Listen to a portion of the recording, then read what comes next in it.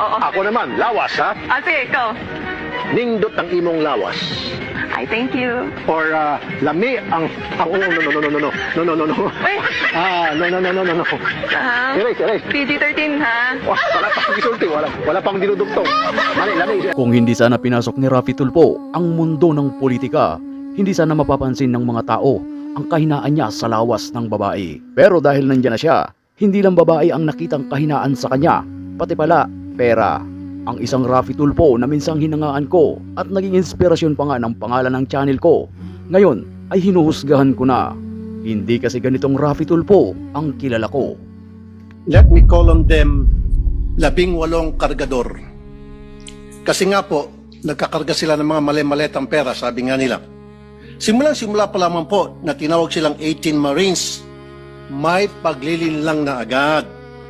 The people using them portray them as heroes. God damn. Sabi nga ng isa sa mga senador na dumalo nung araw na yon, bayani daw po sila. Pero nakakaya naman po sila sa iba nating mga bayani. Na itong 18 kargador na ilang taon nagtrabaho kay Saldico, may 7 years at 9 years at nagbitbit daw, sabi nila, ng sangkatutak ng maleta ng pera. Hindi ganyan ang estilo ng Raffy Tulfo na kilala ko. Dahil ang estilo ng mga Tulfo kapag may issue, nag-iimbestiga, inaalam ang katotohanan, hindi nanda-downgrade ng ordinaryong kargador, sumbungan ng mga naaapi. At kapag gustong alamin kung nagsisinungaling ang isang tao, ganito ang kanyang estilo. Very interesting po ito ha, mga netizens. Andito po yung result from Truth Verifier ng polygraph test nilang 5. Ngayong senador na siya, mas malawak na sana ang kapangyarihan niya para mag-imbestiga sa mga nag-aakusa sa kanila at sa lahat ng mga opisyal ng gobyerno na itinuturo ng 18 Marine. Pero sa halip, isa siya sa pumipigil sa investigasyon. Ako po nasa majority. Pero I'll be the first one to say, no, stop. Huwag nating pakialaman yung flood control na yan. Tuesday ng gabi, kausap mo si Presidente. Gusto niya sibakin kayo lahat.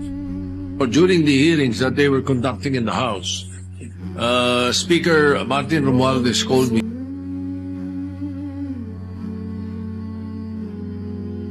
I don't think there's an overall mastermind. Suspendido ang mga pagdinig sa flood control scandal. Itinigil na ng House Infrastructure Committee ang investigasyon nito sa flood control scandal. Itinanggi naman ng Malacanang na hindi na interesado ang pamahalaan ay pagpatuloy ang investigasyon sa public works corruption. Nasa puderaryo na sa Quezon City ang labi ni dating DPWH Undersecretary Catalina Cabral. Patay ang isang engineer matapos tampangan sa Dingras, Ilocos Norte. Isa sa mga tinitingnan ng mga otoridad, ang anggulong may proyekto umano ang biktima sa Department of Public Works and Highways. Kung gusto mo ng mga ganitong topic ay inaanyayahan kitang mag-subscribe o mag-follow. At kung hindi naman kalabisan sa'yo, baka pwedeng paki-like at share na rin. Dadula in Action TV here. Hanggang sa muli at ingat kayong lagi. Peace out!